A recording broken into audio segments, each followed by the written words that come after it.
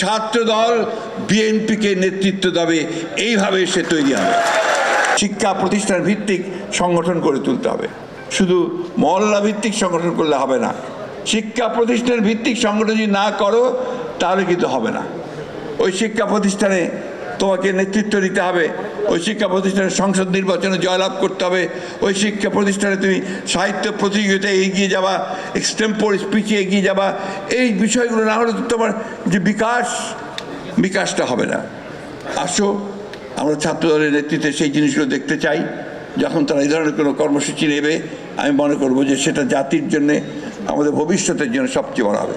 কারণ তোমরাই তো হচ্ছে ভবিষ্যৎ, তোমরা এই দেশের সমস্ত কিছু তৈরি করবে।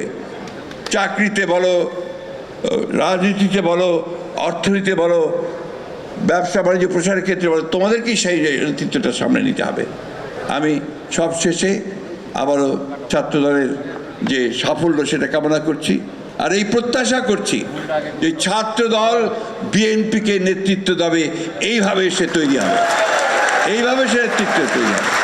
এই কথা বলে তোমাদের এই আজকে সফল হোক, মহানগরের ফর্ম বিতরণের সফল হোক।